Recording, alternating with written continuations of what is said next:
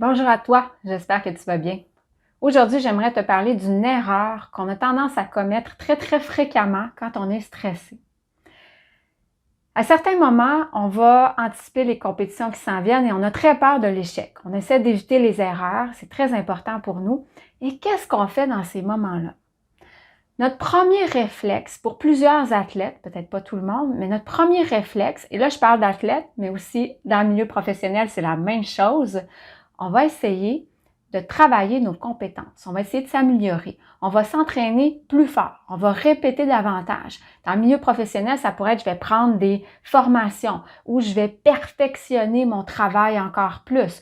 Donc, au niveau de l'entraînement, c'est la même chose. Je vais perfectionner, je vais faire plus de répétitions.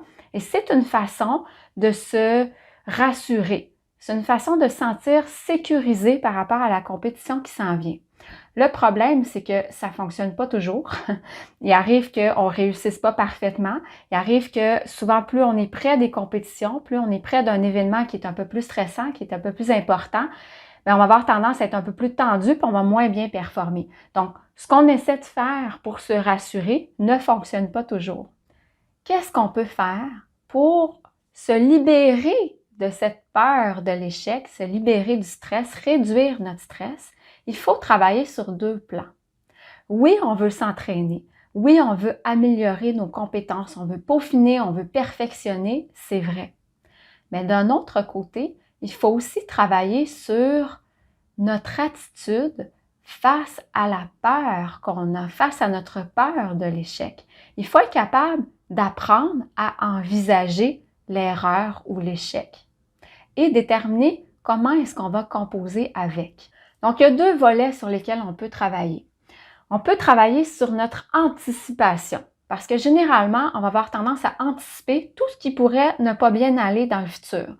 Quel type d'erreur est-ce que je pourrais faire? Qu'est-ce qui pourrait se passer en compétition? Qu'est-ce qui pourrait arriver quand je vais faire une entrevue, quand je vais faire ma présentation au travail? Quelles sont les erreurs dans le projet que je pourrais commettre? Ou en compétition, qu'est-ce qui pourrait arriver avec les juges ou avec les arbitres? On va anticiper tout ça pour essayer de parer à tout, pour essayer de se préparer à tout. Mais quand on anticipe, on devient stressé. Parce qu'il y a plusieurs éléments sur lesquels on n'a pas de contrôle et même si on essaie de tout anticiper, on n'arrivera jamais à tout anticiper. Donc, il faut travailler sur réduire l'anticipation, cesser de se projeter dans le futur et rester dans le moment présent. Maintenant, qu'est-ce que je fais? Quelles sont mes priorités? Comment est-ce que je veux m'entraîner? Et si jamais il arrive un pépin, s'il arrive un problème, si je suis dans le moment présent, je vais être capable de trouver des solutions. Si je suis juste stressée parce que je me dis que ça va se produire en compétition, ça va être beaucoup plus difficile de trouver la solution puis de m'améliorer. Donc, réduire l'anticipation, cesser de se projeter dans le futur et apprendre à demeurer dans le présent. Et ça s'entraîne. Le cerveau est comme un muscle, l'attention est comme un muscle. À chaque fois qu'on s'en va dans le futur, on peut se ramener au présent. Et si on le fait régulièrement, tranquillement, notre cerveau va apprendre à rester de plus en plus longtemps dans le moment présent. Il va développer son endurance de concentration.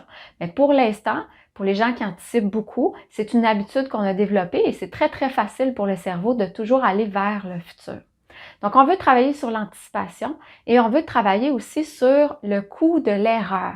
Qu'est-ce que ça va me coûter si jamais je réussis pas, si jamais je commets une erreur, si je perds la partie, qu'est-ce qui va arriver? Quelle est ma peur? Qu'est-ce qui me fait peur?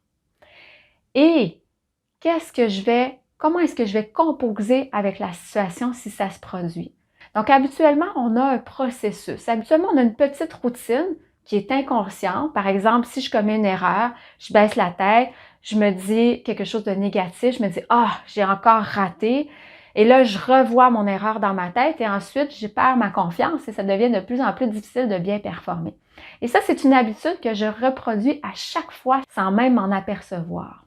Je commets une erreur, je baisse la tête, j'expire, je me dis « Ah, encore une erreur, je suis pas bon, je suis pas bonne », je revois mon erreur dans ma tête et ça recommence et je perds ma confiance. Qu'est-ce que je veux faire? C'est créer une nouvelle routine. Je veux déterminer étape par étape qu'est-ce que je vais modifier dans ma routine. Donc, je vais en prendre conscience et ensuite je veux la modifier. et comment est-ce que je vais réagir à la situation et quel est le pire qui peut se produire. Et quand je commence à me poser ces questions-là et déterminer mon plan d'action quand une situation que j'ai envie d'éviter se produit, si je détermine mon plan d'action, si je le visualise, je vais gagner de la confiance parce que maintenant, c'est pas juste un trou noir. Si jamais ça se produit, je sais ce que je vais faire. Je sais comment je vais réagir et je sais que ça sera peut-être pas dangereux pour moi. Je vais m'en sortir, je vais pouvoir me reprendre si jamais ça se produit parce que j'ai un plan. Donc là, je me sens plus en contrôle. J'ai plus de pouvoir par rapport à la situation et c'est ce qui me permet aussi de réduire mon stress.